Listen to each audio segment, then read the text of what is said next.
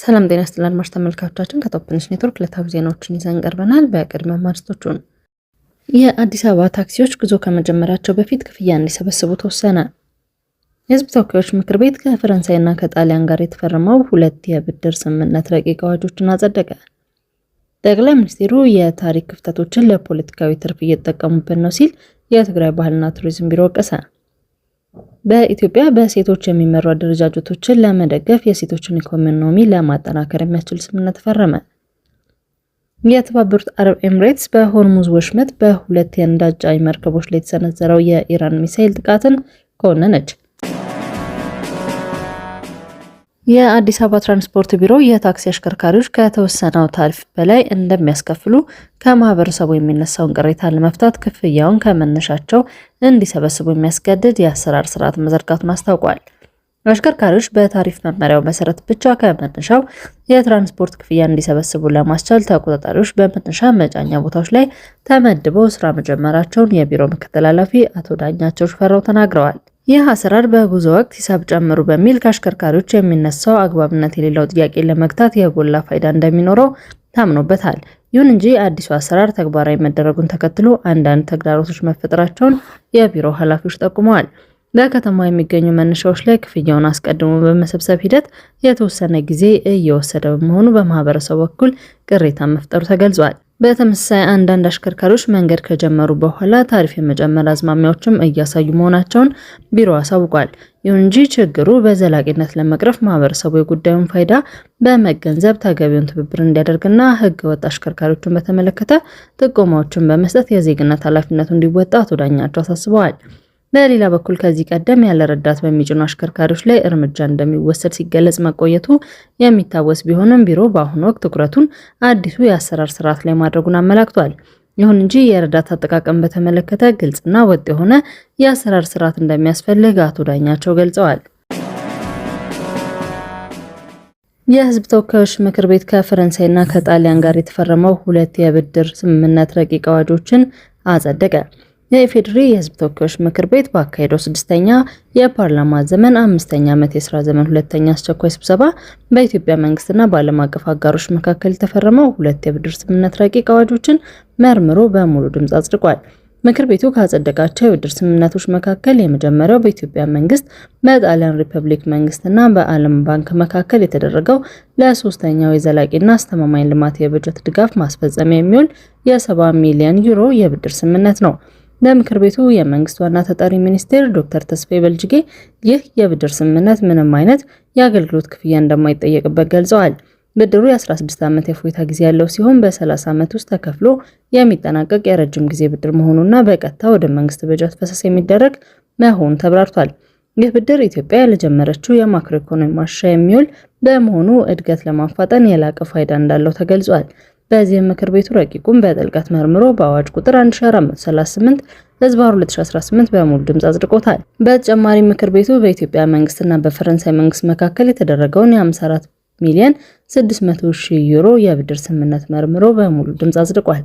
ይህ የብድር ስምምነት የኢትዮጵያ ኤሌክትሪክ ኃይልን የአገልግሎት አሰጣጥ ለማዘመንና ትዕዛዝ ቁጥጥርና የንብረት አስተዳደር ስርዓቶችን የደረጃ አወጣጥ የዲጂታላይዜሽን ፕሮጀክቶችን ለማስፈጸም የሚውል ነው ተብሏል። የብድሩ የወለድ መጠን 0.347 በመቶ ዝቅተኛ መጠን ያለው ሲሆን በ10 ዓመት የፎይታ ጊዜ ውስጥ በ25 ዓመት ተከፍሎ የሚጠናቀቅ መሆኑን የመንግስት ዋና ተጠሪ ሚኒስቴሩ ለምክር ቤቱ አስረድተዋል።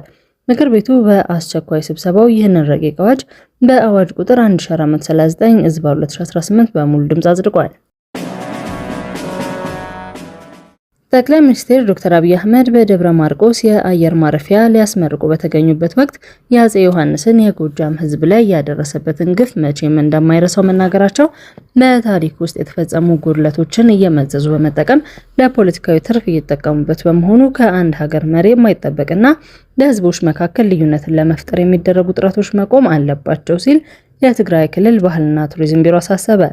ጠቅላይ ሚኒስትሩ በተለያዩ ጊዜያት ያደረጓቸው ንግግሮችን በመጥቀስ በህዝብ ዘንድ መከፋፈልን የሚፈጥሩ ናቸው ያለ ሲሆን ይህንንም ተከትሎ የክልሉ ባህልና ቱሪዝም ቢሮ ባወጣው መግለጫ የሀገሪቱ መሪ የታሪክ ጉድለቶችን ለስልጣን ማቆያለትና ለፖለቲካ ትርፍ እየተጠቀመበት ነው ሲሉ ወቀሳውን ሰንዝረዋል። ቢሮው ባወጣው ይፋዊ መግለጫ ጠቅላይ ሚኒስትሩ አብይ በቅርቡ የደብረ ማርቆስ አየር ማረፊያ ምርቃትን አስመልክቶ ባደረጉት ንግግር እንዲሁም ቀደም ብሎ በ2013 ዓ.ም ከደሴ ማህበረሰብ ጋር በነበራቸው ውይይት በአጼ ዮሐንስ አራተኛ የንግስና ዘመን በጎጃምና በወሎ ህዝቦች ላይ የደረሱ ታሪካዊ ክስተቶችን ያነሱበት መንገድ በህዝቦች መካከል ልዩነትን ለመፍጠር ያለመ ነው ብሎታል።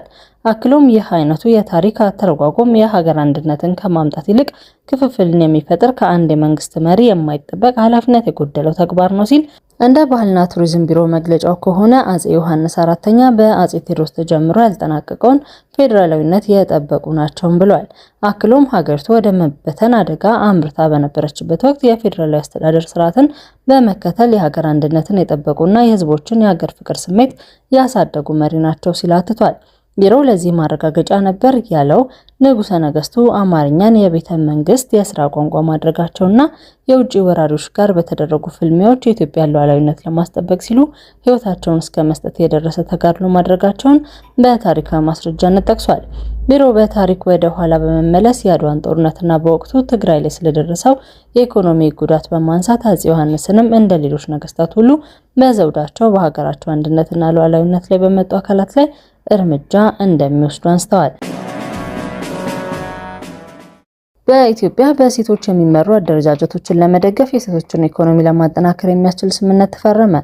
ስምምነቱ በሴቶችና ማህበራዊ ጉዳይ ሚኒስቴርና በኬር ኢትዮጵያ መካከል የተፈረመ ሲሆን ፕሮጀክቱ በግንባር ቀደምትነት የሚመሩ 6 ሀገር በቀል ድርጅቶች መሆናቸው ተነግሯል። ከነዚህም መካከል የኢትዮጵያ ሴቶች ማህበራት ቅንጅትና የኢትዮጵያ ሴት ጠበቆች ማህበር ይገኙበታል። የሴቶችና ማህበራዊ ጉዳይ ሚኒስቴር ዶክተር ኤርጎጌ ተስፋዬ በስምምነቱ ወቅት እንደተናገሩት የሀጋርነት ማህበራዊ አካታችነትን ለማጠናከርና ሀገራዊ ፖሊሲዎችን በተግባር ለመተግበር የሚያስችል ስትራቴጂካዊ ምዕራፍ ነው። በኢትዮጵያ የካናዳ አምባሳደር ኒኮላስ ማርድ በበኩላቸው ካናዳ ይህንን ፕሮጀክት ለመደገፍ በመቻሏ ኩራት እንደሚሰማቸው ገልጸዋል። ይህም ሀገራቸው በኢትዮጵያ ተቋማት፣ የሲቪል ማህበረሰብና በኢትዮጵያ ሴቶች የአመራር ብቃት ላይ ያላትን የጠነከረ እምነት የሚያሳይ መሆኑን ጠቁመዋል። የኬር ኢትዮጵያ ዳይሬክተር ዶክተር ማህተመ ምክረ በበኩላቸው ስምምነቱ በመንግስት በሲቪል ማህበራትና በልማት አጋሮች መካከል ያለውን የጋራ ትብብር ይበልጥ እንደሚያጠናክር ገልጸዋል። የ5 ዓመት ፈጻሚነት ዘመን ያለው ይህ ፕሮጀክት በካናዳ መንግስት ሙሉ የገንዘብ ድጋፍ የሚከናወን መሆኑ ታውቋል። የተባበሩት አረብ ኤምሬትስ በሆርሙዝ ወሽመጥ በሁለት የነዳጅ ጫኝ መርከቦች ላይ የተሰነዘረው የኢራን ሚሳኤል ጥቃትን ኮነነች። ጥቃቱ ዓለም አቀፍ ሕግን የጠቀሰ መሆኑን ገልጻለች። የተባበሩት አረብ ኤምሬትስ በደቡባዊ የሆርሙዝ ሰርጥ ውስጥ በሁለት የኤምሬትስ ንብረት በሆኑ የነዳጅ ጫኝ መርከቦች ላይ የተሰነዘረው ድፍረት የተሞላበት ስትል የገለጸችው የኢራን የኩርዝ ሚሳኤል ጥቃትን አውግዛለች። የተባበሩት አረብ ኤምሬትስ መከላከያ ሚኒስቴር ባወጣው መግለጫ ጥቃት የተሰነዘረባቸው መርከቦች ሞምባሳ የተሰኘች የነዳጅ ጫኝ መርከብና አልባሂያ የተሰኘች የተፈጥሮ ጋዝ ጫኝ መርከብ መሆናቸውን ገልጿል። አክሎም ሁለቱ መርከቦች ጥቃት የተፈጸመባቸው በኦማን የባህር ጠረፍ አቅራቢያ እየተንቀሳቀሱ በነበሩበት ወቅት ነው ብለዋል። እንደ ሚኒስቴሩ ገለጻ በጥቃቱ አንድ ህንዳዊ ሰራተኛ የተገደለ ሲሆን ሌሎች 6 ህንዳውያንና 2 ዩክሬናውያን ጨምሮ 8 አባላት ቆስለዋል። ከቆሰሉት መካከል የአራቱ ሁኔታ አሳሳቢ መሆኑ ተነግሯል። አድማጭ ተመልካቾቻችን ከቶፕ ኒውስ ኔትወርክ ለዕለቱ ያዝናቸው ዜናዎች እነዚህ ነበሩ። መልካም ቆይታ።